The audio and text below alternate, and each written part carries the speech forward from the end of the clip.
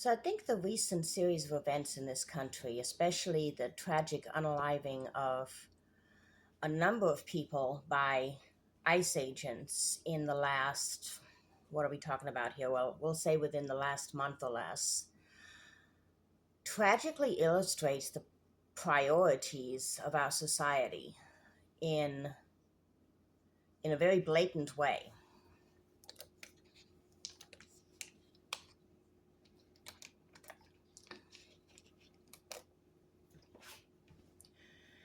So first of all, you had the pew pew death of Keith Porter on December 31st.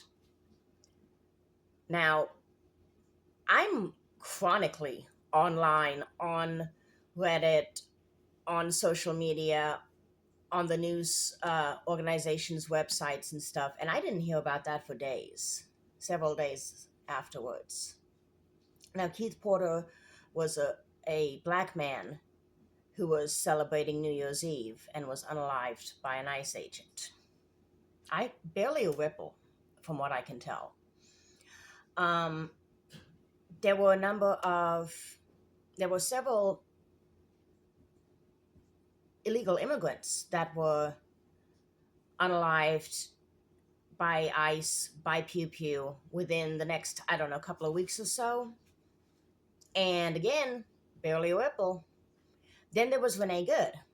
And there was a lot of outrage. There was a lot of outrage about that. Uh, and now, of course, Alex Preddy. And these things are hard to judge because in the other cases, besides Renee Good and Alex Preddy, there either was not clear video evidence from multiple angles of what happened. I know one of the incidents that I saw, it was someone that they call that it was an undocumented person, and it's very clear that they fired four times as he was pulling away. But there's only one camera angle, and it's a grainy footage and so forth. So that is definitely a factor. But you can sort of see the way our society ranks people, right? The undocumented persons, kind of a shrug. I'm not talking about individually, but overall, as a society, the reaction. And then Keith Porter, American citizen, black man, kind of business as usual, isn't it? That was kind of the reaction, right? Oh, a black man had a pew pew in his hand. A agent of the state saw him, and these things happen. I'm not saying that. That seems to be the general attitude from the public and especially conservatives. Then you have Renee Good, and rightfully so. There was a large outcry of against the injustice of it, the obvious blatant injustice of it. And then you have Alex Preddy. Now the video on Renee Good was very damning, but it was also kind of jumbled and so forth. So, there was room to argue about it, even though not successfully. So you do have to take that into account. But then with Alex Preddy, there's multiple videos from multiple angles, and it is very clear. And people are losing their minds over it. Even MAGA's flipping on ICE and Kristi Noem and Trump over this because it's just so obvious. It's not just one thing. It is the circumstances, the video, how obvious the situation is, but it also does illustrate our priorities.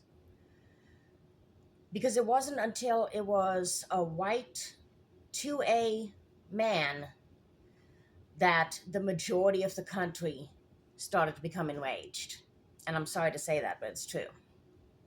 Because under the system, under the patriarchy, capitalism, the inherent supremacy, if you know what I mean, built into American culture and our government and our laws, under these intertwining systems,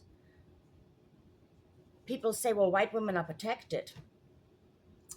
In relation to women of color, yes. But they're also completely replaceable.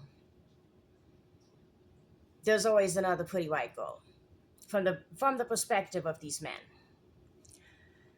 And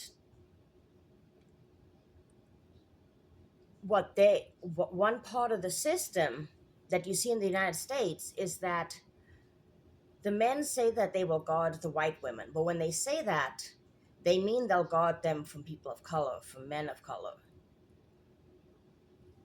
But then they feel free in return for that to be able to project aggression and violence towards those women at will with no consequence.